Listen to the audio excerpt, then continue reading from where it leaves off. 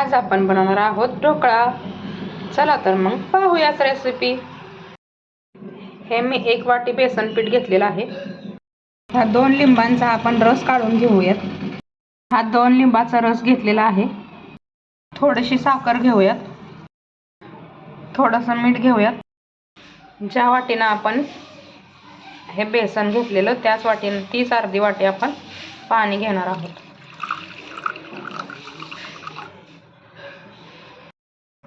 ही साखर विरघळेपर्यंत ढवळून घेऊयात। आता हे मिश्रण आपण ह्याच्यामध्ये बेसनच्या ह्याच्यामध्ये ॲड करूया, थोडं थोडं करून। आता हे मिश्रण चांगलं फेटून घेतलेलं आहे मिक्स करून। ह्याची कन्सिस्टन्सी बघा अशी झालेली आहे। आता आपण ह्या मिश्रणात 2 चमचे तेल टाकूयात।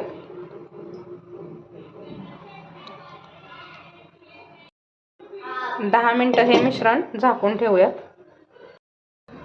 तोपर्यंत आपण ह्या पॅनला तेल लावून घेऊयात।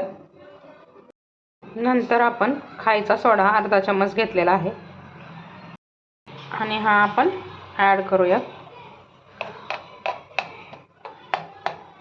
मिक्स केल्यानंतर हे बॅटर आपण ह्या पात्रात ओतूया। ढोकळा बनवण्याआधी आपण थोडंसं असं पाणी ॲड करून ते गॅसवरचं टोपण ठेवूयात खाली, म्हणजे डायरेक्ट हीट लागणार नाही। आणि हा पहिलेच गॅसवर ठेवलेल्या पातेल्यात ठेवून असं झाकण ठेवूया। हाय फ्लेमवर हा ढोकळा 15 ते 20 मिनिटं शिजण्यासाठी ठेवून द्यावा। आपण ह्या पातेल्यात थोडंसं तेल घेतलं आहे। नंतर आपण टाकणार आहोत राई, कढीपत्ता,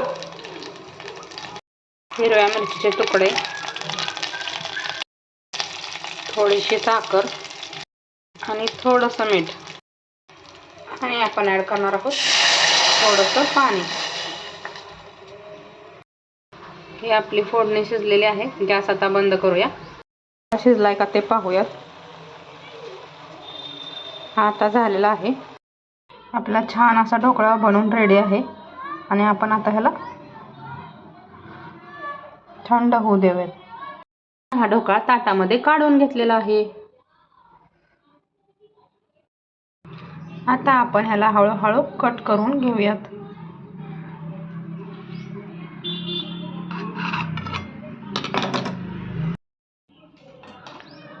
पाहू शकता हा स्पॉन्जनेस।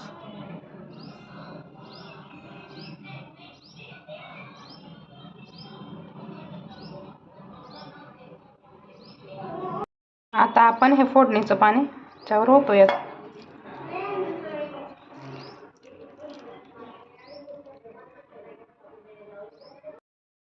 बनवून तयार आहे हा आपला स्पॉन्जी ढोकळा। तुम्ही पण बनवा आणि खा। व्हिडिओ आवडल्यास लाईक, शेअर, सबस्क्राईब जरूर करा।